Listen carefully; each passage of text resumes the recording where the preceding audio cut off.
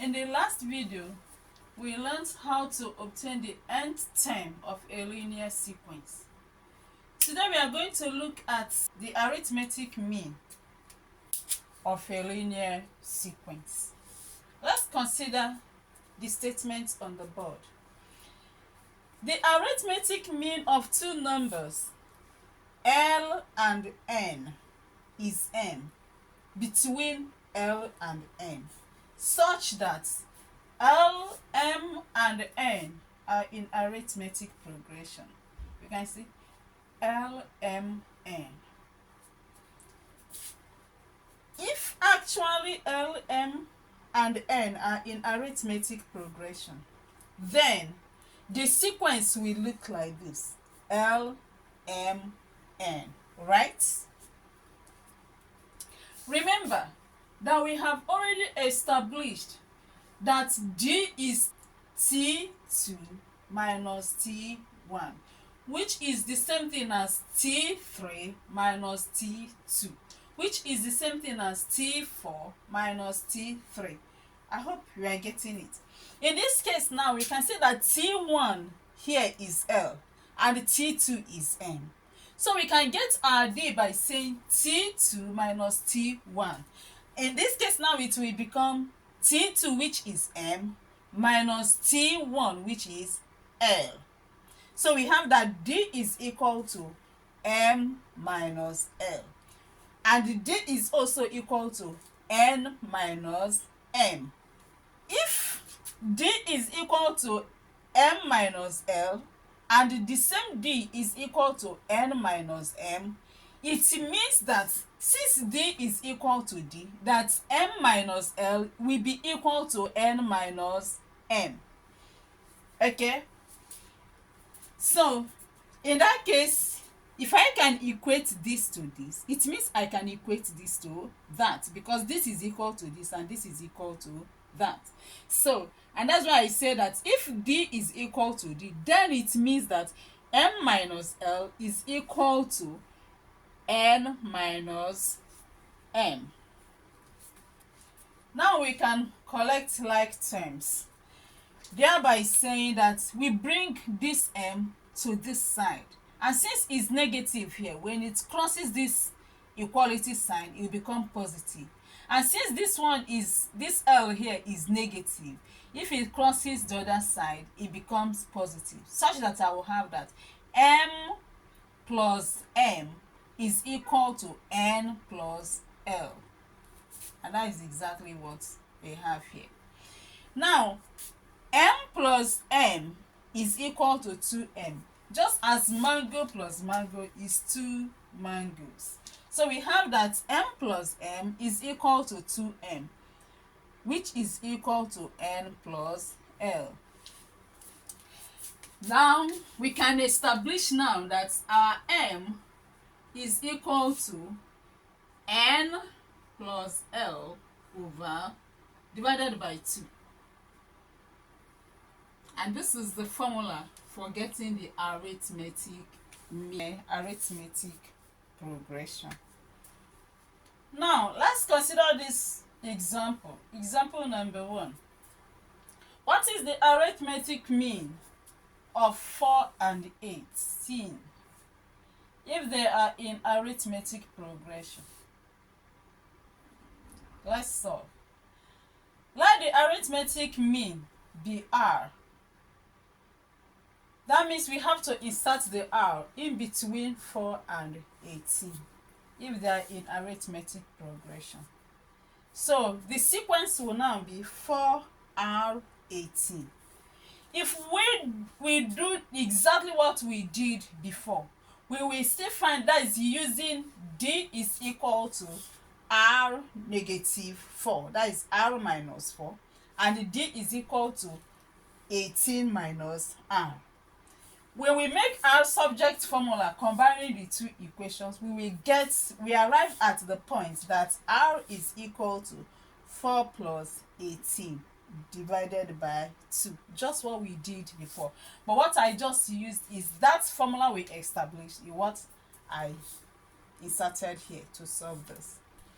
So we have that r is equal to 4 plus 18 divided by 2. And 4 plus 18 is 22. 22 divided by 2 is 11. So it means that r is equal to 11. Now, if we are to find the common difference, what will we do? We have 11 minus 4. And 11 minus 4 is what? 7. So we say 18 minus 11, which will give us what? 7. Let's consider example 2. Example 2 says a sat to arithmetic means between 19 and 34. Let's solve. The arithmetic mean, let the arithmetic mean be P and Q. That means we are going to insert this P and Q between these two numbers, 19 and 34. And we will have that the sequence will seem like this: 19, P, Q, and 34. So what we have to do now is to find the P and find the Q. But how are we going to get about this? Remember that initially we have established in the last video that T1 is the first term, which is the A. So our A here is the first term, and the first term is 19. So we say that A is equal to 19. Then we were given, these are the two numbers that we are given, the first term and the last term. And the last term is what? T4. We have 1, 2, 3, 4. You can see that T4 is 34. And what is the formula for getting nth term? The nth term, that is Tn, is equal to A plus n minus 1 bracket what? D. And when we do, if we say now being T4, we have that T4 is equal to A plus 4 minus 1 bracket D. 4 minus 1 is 3. So we have that T4 will be A plus 3D. And that is exactly what we have written there.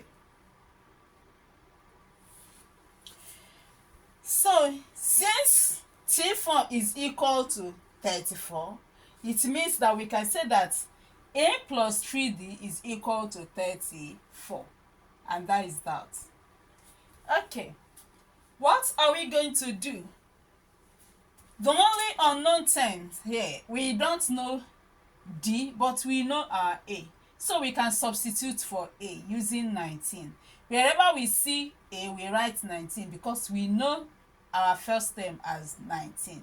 So we have that 34 is equal to 19 plus 3D.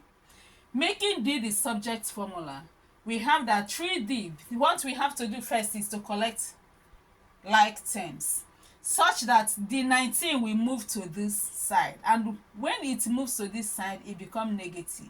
So we have that 3D is equal to 34 minus 19, and 34 minus 19 will give us 15. So we have that 3D is equal to 15. Therefore D is 15 divided by 3, which gives us 5. So our D is equal to 5.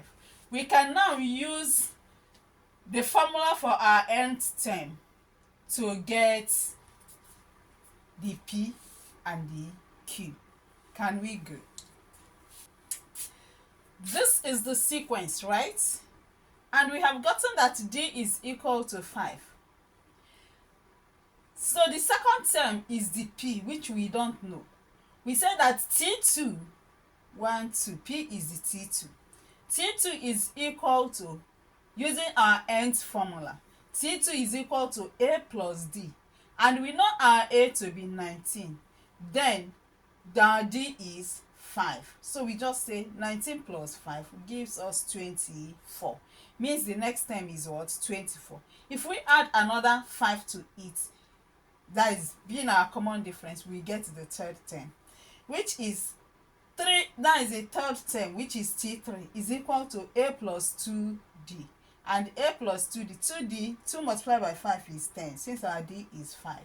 And 19 plus 10 will give us 29. And that is it. Okay, do this as your homework and hand in. Find the arithmetic mean of 4 and 22. What is the 7th term of the arithmetic progression? Thank you. See you in the next class, where we'll be discussing geometric progression.